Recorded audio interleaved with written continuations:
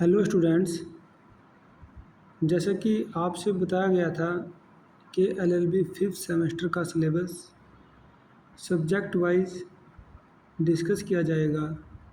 तो उसी सीरीज़ में एलएलबी फिफ्थ सेम्स के स्टूडेंट्स के लिए ये paper first civil procedure code and limitation act, इसको शॉर्ट में सीपीसी बोलते हैं, सिविल प्रोसीजर कोड, यानी कि दीवानी प्रक्रिया संहिता। ये सिविल नेचर के जो केसेस होते हैं वो किस तरह से चलते हैं, उनका क्या प्रोसीजर रहता है, ये उसके बारे में है। तो एक्ट का नाम नोट करें, सिविल प्रोसीजर कोड 1908। देखिए ये पेपर दो एक्ट से मिलकर बनेगा। सेकंड है द लिमिटेशन एक्ट। इन दोनों एक्ट से मिलकर के ये पेपर बनने जा रहा है। तो देखिए इसमें जो सिलेबस में रहेगा, जो उसके लेसन रहेंगे, लेसन प्लान में देखिए यूनिट नंबर 1, इसमें प्रीलिमिनरी, इनके प्रारंभिक बातें, डेफिनेशंस, जो भी उसमें वर्ड्स आएंगे उनकी डेफिनेशंस भी रहेंगी। सूट्स ऑफ सिविल नेचर, इसमें बताया जाएगा कि सिविल नेचर के सूट्स कौन से होंगे, ठीक है, यानी कि ऐसे सूट्स जो क्रिमिनल नेचर के ना हों। तो वो सारे सिविल सूट रहेंगे जो कि प्रॉपर्टी रिलेटेड होंगे, ज्वेलरी, शेयर्स, बॉन्ड्स, जिनका कि कुछ वैल्यू है, वो सारे केसेस इसमें रहेंगे। दैन ये सबसे पहला प्रिंसिपल आ गया, सबसे पहला सिद्धांत, इसको नोट करेंगे ज़रूर, ये बहुत इम्पोर्टेंट रहेगा। रेस जुडिकाटा एंड रेस सबजुडाइस, ये बहुत इम्पोर्टेंट रहता है, प्रांग न्याय का सिद्धांत, ये भी इसमें डिस्कस होगा। उसके साथ साथ में फॉरेन जजमेंट्स, जो विदेशी न्यायालय हैं उनकी अदालतों से जो निर्णय होते हैं, देखिए क्योंकि वो भी एक कोर्ट्स होते हैं, कोर्ट्स ऑफ लॉ हैं, उनके भी जो आदेश होते हैं उनका भारत में क्या प्रभाव रहेगा, ये उसके ऊपर लेसन है। और दूसरा लेसन रहेगा प्लेस ऑफ सुइंग, कि भैया मुकदमा कहाँ पे दायर करें, ठीक है, ये प्लेस ऑफ सुइंग, उसका जुडिक्शन कैसे होगा, कैसे पता चलेगा कि मुकदमा कहाँ पर दायर करना है। अब 2 में देखिए पार्टीज टू सूट, कौन कौन सी पार्टीज मुकदमे की होंगी। फ्रेम ऑफ सूट, जो वाद है या मुकदमा है वो कैसे बनेगा, उसकी फ्रेमिंग कैसे रहेगी। प्लीडिंग्स, ठीक है, प्लेंट, वाद पत्र को कहते हैं प्लेंट। रिटन स्टेटमेंट, ये जो वाद पत्र होता है उसका जवाब WS कहलाएगा। सेट ऑफ और काउंटर क्लेम, ठीक है। तो सूट में जैसे कि हम सब लोग जानते हैं कि क्लेम होता है किसी बात को लेकर के, तो उसमें काउंटर क्लेम भी होते हैं। Then the next lesson is suits by indigent person, ऐसे व्यक्ति द्वारा मुकदमा जिसके पास कुछ ना हो, यानी कि जो कि इंडिजेंट, जो कंगाल हो, उसका सूट कैसे चलेगा। अब देखिए सूट्स इन पर्टिकुलर केसेस, ऐसे विशेष मुकदमे, उनमें कार्रवाई कैसे होगी। तो ये यूनिट नंबर 2 के लेसन है। यूनिट नंबर 3 के लेसन देखिए, हर लेसन से क्वेश्चन बनता है, चाहे वो शॉर्ट बने, वेरी शॉर्ट बने कि लॉन्ग बने। यूनिट नंबर 3 में कौन कौन से लेसन रहेंगे, देखिए पहले तो प्रिलिमिनरी आ गया, फिर व्हाट इज सूट ये आ गया, फिर party to suit, framing of plaint, ये सब कुछ हो गया तैयार। फिर क्या होगा, पहले summons and discoveries.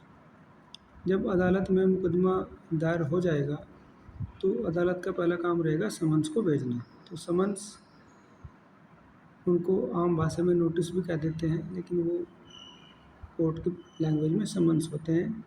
Summons and discovery, ठीक है। Then issues of summons, summons में क्या क्या इशू हैं, यानी कि जिस बात के लिए या जिस हक के लिए मुकदमा डाला गया है वो क्या क्या रहेंगे, इश्यूज क्या रहेंगे। अपीयरेंस ऑफ पार्टीज, जब समन सेटिस्फैक्ट्री तरीके से अपोजिट पार्टी को पहुंच जाएगा, सर्विस समन की सर्विस कंप्लीट हो जाएगी, तो फिर क्या होगी, अपीयरेंस। अपीयरेंस मतलब पार्टियां अदालत में उपस्थित हो जाएंगी समन मिलने के बाद, क्योंकि तभी तो पता चलेगा ना कि कोई मुकदमा दायर हुआ है, फिर अपीयरेंस आ जाएगा पार्टी का। फिर summoning and attendance of witnesses, जब जो मेन पार्टीज हैं सूट की वो आ जाएंगी, फिर वो पार्टीज अपने अपने गवाहों को बुलाती हैं कि जी ये मेरे गवाह हैं, ये मेरी तरफ से गवाह दी। फिर गवाहों को कैसे बुलाने का क्या तरीका, उनको भी समन होगा, तो summoning and attendance of witnesses. तो ये एक लगातार चलने वाली प्रक्रिया रहती है किसी भी मुकदमे में, ये उसके अलग अलग स्टेप्स होते हैं। और जब सब कुछ ही हो जाएगा, अटेंडेंस ऑफ विटनेसेस भी हो जाएगा, जजमेंट भी आ जाएगा, जजमेंट के बाद एक डिक्री बनती है, क्योंकि जजमेंट तो एक प्रकार से डिटेल्ड ऑर्डर होता है, लेकिन उस जजमेंट का कौन सा पार्ट एग्जीक्यूटेबल है, यानी कि किस पार्ट का उसको एग्जीक्यूट होना है, तो वो डिक्री बनती है। फिर डिक्री बोलते हैं उसको, डिक्री वो जजमेंट का वो पार्ट होती है जो कि एग्जीक्यूट होनी होती है, जो वास्तव में न्यायालय अपने आदेशों से उसको लागू करते हैं। तो एग्जीक्यूशन ऑफ डिक्रीज, उसके लिए भी सीपीसी में पूरा एक लेसन है, ठीक है, पूरा चैप्टर है। फोर्थ पे देखिए अब, इंसिडेंटल प्रोसीडिंग्स। इंसिडेंटल प्रोसीडिंग्स, जो ऊपर की प्रोसीडिंग्स बताई गई थी वो तो सारी मेन प्रोसीडिंग्स हैं। इंसिडेंटल उनके साथ साथ जो चलती रहती है, जैसे कि अगर कोई गवाह नहीं आ पाता कोर्ट में, बहुत बीमार है या बहुत दूर है, तो उसके लिए कोर्ट क्या करते हैं, कमीशन अपॉइंट कर देते हैं। कमीशन में कौन होते हैं, वो पैनल्स के एडवोकेट्स ही होते हैं जो कि कमीशन के पैनल पे रहते हैं। तो कमीशन वो वहाँ पे उस पर घर पे जाकर उसकी गवाही ले लेते हैं। Letter of request, supplemental proceedings, जो मेन प्रोसीडिंग के बाद की अगर आवश्यकता है तो सप्लीमेंटल प्रोसीडिंग्स भी उसमें लगाई जाती है। देन जब डिक्री को एग्जीक्यूट कराने वाली बात होती है और जिस व्यक्ति के खिलाफ वो डिक्री होती है वो उसको लागू करने में कुछ प्रॉब्लम क्रिएट करता है, तो फिर क्या हो जाती है, अरेस्ट एंड अटैचमेंट। ये अलग कंसेप्ट है, लेकिन उसके साथ साथ में जो यहाँ पे दिया हुआ है वो है arrest and attachment before judgment. ये जजमेंट से पहले ही अरेस्ट और अटैचमेंट की बात कर रहे हैं। वो किस हालत में होता है, जब इस बात का पूरा पुख्ता प्रमाण मिल जाए कि जो डिफेंडेंट है जिसके खिलाफ जजमेंट होने जा रहा है या होगा, उसको ये आशंका लग जाए कि ये मुकदमा मेरे खिलाफ जा रहा है, वो बाहर ना भाग जाए, देश ना छोड़ जाए। अगर देश से बाहर चला गया तो फिर कैसे एग्जीक्यूट होगा ऑर्डर। तो अरेस्ट एंड अटैचमेंट, तो उसको अरेस्ट भी किया जा सकता है और प्रॉपर्टी को अटैचमेंट भी किया जा सकता है। फिर उसके बाद आ गया नया lesson, temporary injunction, interlocutory orders, receiver, appeals, references, review, revision, restitution, caveat, inherent power of court. देखिए जो जितने भी मैंने अभी नाम लिए हैं सारे इंपॉर्टेंट हैं। ये इंजंक्शन होता है, स्टे जिसको बोलते हैं हम लोग आम भाषा में स्टे बोल देते हैं। तो दो तरह का होता है, टेम्पररी एंड परमानेंट। तो परमानेंट इंजंक्शन से पहले टेम्पररी इंजंक्शन होता है। इंटरलोकेटरी ऑर्डर्स क्या होता है कि जब भी कोई सिविल केस कोर्ट के सामने पेश होता है तो हर डेट पर अदालतें कुछ ना कुछ ऑर्डर्स करती है, जजमेंट तो बाद में आता है। जैसे कि जो डेली कोर्ट का बिजनेस रहता है उसमें जो भी वो आदेश देना चाहती हैं कि भैया आज प्लेंटिफ के एडवोकेट्स नहीं उपस्थित हुए, जुर्माना लगाने वाली बात हो गई, या और दूसरी डिले वाली बातें हैं। तो जो भी during the pendency of the suit orders आएंगे वो इंटरलोकेटरी ऑर्डर्स कहलाते हैं। फिर रिसीवर भी अपॉइंट होते हैं कई बार प्रॉपर्टी के लिए। अपील्स सब जानते हैं, लोअर कोर्ट से अपील्स हाई कोर्ट को होती है। रेफरेंसेस भी एक लीगल टर्म है, जब केस को रेफ़र किया जाता है, रेफ़र से बन गया रेफरेंस। रिव्यू, अगर ऑर्डर में कुछ कमी रह जाए, कुछ क्लरिकल मिस्टेक रह जाए, या और दूसरा मटेरियल फैक्ट में कुछ कमी आ जाए तो उसका review before the same court, उसी कोर्ट के सामने रिव्यू हो सकता है। और रिवीजन भी उसी कोर्ट के सामने हो सकता है, लेकिन अपील हायर कोर्ट के सामने होगी। ठीक है, review and revision before same court. Restitution, पुनर्स्थापन, अगर कोई मुकदमा एक्स पार्टी होकर के खारिज हो जाता है तो उसको फिर दोबारा से कायम करने के लिए रेस्टिट्यूशन की एप्लीकेशन लगती है। कैविएट होती है कि भाई कोई भी ऑर्डर पास करने से पहले दूसरी पार्टी को भी सुना जाए, उसको कैविएट एप्लीकेशन बोलते हैं, क्योंकि अदालतों में लोग पहले से ही लगाते हैं। और इनहेरेंट पावर ऑफ कोर्ट, इन सब नियमों कानून के बावजूद भी अदालत में अपनी एक इनहेरेंट पावर होती है, उसकी अंतर्निहित शक्तियाँ होती है। उन शक्तियों का प्रयोग करते हुए अदालतें अपनी तरफ से भी इन सब प्रोसीडिंग्स के होते हुए भी अन्य जो भी उनको उचित आदेश लगता है वो पारित कर सकते हैं। तो ये पूरी पहली 4 यूनिट्स जो हैं वो सीपीसी के ऊपर हैं, सिविल प्रोसीजर कोड 1908। अब आ गया यूनिट नंबर 5, ये लिमिटेशन एक्ट के ऊपर है। ये कोई भी सूट्स या कोई भी घटना हो जाए तो cause of action unlimited time तक तो खुला नहीं रह सकता कि भैया आप 100 साल बाद या 200 साल बाद उसी कोज ऑफ एक्शन पे कोई मुकदमा लेके आ रहे हो ऑर्डिनरी केस में। तो उसके लिए लिमिटेशन एक्ट है, जिससे कि एक लिमिट बनती है कि with in during this period आप ये मुकदमा ला सकते हैं ऑर्डिनरी तरीके से। एक्स्ट्रा ऑर्डिनरी मामले कुछ अलग रहते हैं, उनमें अगर देर हो जाए तो वो डिले को वेव या माफ भी किया जा सकता है। तो सूट्स की भी एक लिमिटेशन होती है, सीमाएं होती हैं। ठीक है, appeals and applications. Period of limitation, जो लिमिटेशन का पीरियड है ना वो कब से काउंट होगा, continuous, running of time, effect of sufficient cause for not preferring appeal और making application within the period of limitation.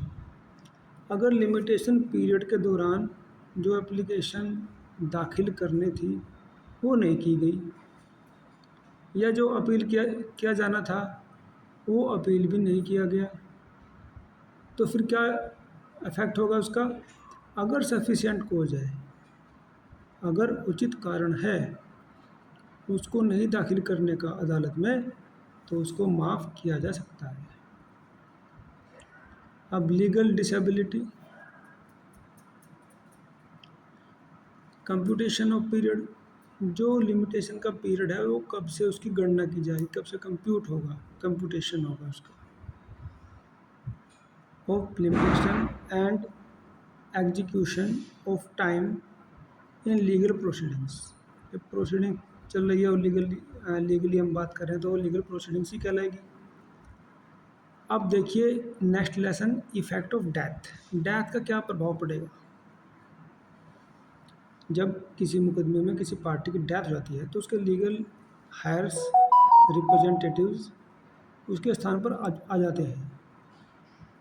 वो सब्स्टिट्यूशन की एप्लीकेशन दे करके वहाँ पर आ सकते हैं, और अगर नहीं आ रहे हैं या कुछ ऐसी दूसरी एक्स्ट्रा ऑर्डिनरी सर्कमस्टेंसेस हैं तो डेथ के बाद मुकदमा अगर वो प्लेंटिफ है तो स्वतः ही समाप्त भी हो सकता है। इफेक्ट ऑफ फ्रॉड,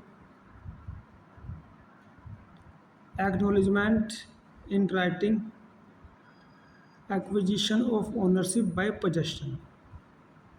देखिए ये हालांकि ओनरशिप और पोजेशन का इशू है, ये जूरिस्प्रूडेंस का पार्ट रहा हुआ है, ओनरशिप और पोजेशन वाला जो मैटर है।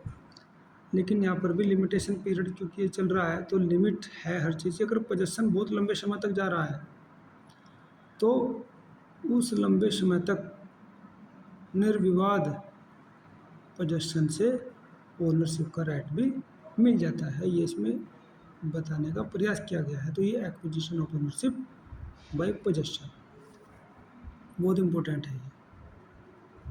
तो देखिए आज हमने पूरे 5 यूनिट और हर यूनिट के लगभग 6-6, 7-7 लेसन, तो 5 × 7 = 35। तो 35 लेसन आज हमने डिस्कस किया है। आपको क्या करना है, हर लेसन को अपनी नोटबुक में लिखना है, फिर नीचे उसका इंट्रोडक्शन लिखना है। ठीक है, हर लेसन के बारे में पता होना चाहिए, कम से कम उसका इंट्रो तो आना चाहिए। तो ये होमवर्क आप कर लीजिएगा। इसमें देखिए बुक रिकमेंडेड भी हैं, अच्छी अच्छी बुक्स हैं ये पढ़ने के लिए विद्यार्थियों के। जिसमें कि पहली तो है यूनिवर्सिटी की तरफ से रिकमेंड भी की हुई है ये बुक, ठीक है, ये वाली Mulla code of civil procedure. फिर Takwani C K civil procedure, DN Mathur the code of civil procedure, और JD Jain Indian limitation act. ये बुक्स के राइटर हैं, ये उनकी बुक्स है। इसके अलावा आप इनके बेयर एक्ट भी ले सकते हैं नॉलेज के लिए। आप उनको इंडिया कोड के वेबसाइट में फ्री में भी डाउनलोड कर सकते हैं, गूगल पे अवेलेबल है, वहाँ से पढ़ सकते हैं। मार्केट से खरीद करके पढ़ना चाहें तो मार्केट से खरीद कर पढ़ सकते हैं। ठीक है, तो इस तरह से आपका ये पूरा CPC का हो जाएगा। CPC विद्यार्थियों को थोड़ा हार्ड सब्जेक्ट लगता है, लेकिन ये हार्ड है नहीं, क्योंकि इसकी नेचर प्रोसीजरल है, तो इसलिए उसको उसी तरह से हमको बनाना है। ठीक है, ये सब चीज़ें लिखनी है लेसन प्लान में, और हर लेसन के नीचे उसको इंट्रोडक्शन करना है। ठीक है, इससे विद्यार्थी को प्राइमरी उसका एक नॉलेज मिल जाए, फिर हम उसके ऊपर और दूसरे जो एग्जाम में क्वेश्चन आए हुए हैं फिर हम लोग उसको डिस्कस करेंगे। तो ठीक है विद्यार्थियों, I think this video will be very helpful to you. ये आप सबके लिए बहुत लाभदायक रहेगा। अपनी परीक्षा की तैयारी में लगे रहिएगा और डेली कुछ ना कुछ सीखिए, कुछ ना कुछ पढ़िए। रोज़ाना पढ़ने की आदत से हमें कुछ ना कुछ नॉलेज मिलती है, और वो फिर जा कर के हमारे एग्ज़ाम में हमारी मदद करती है। Thanks for listening.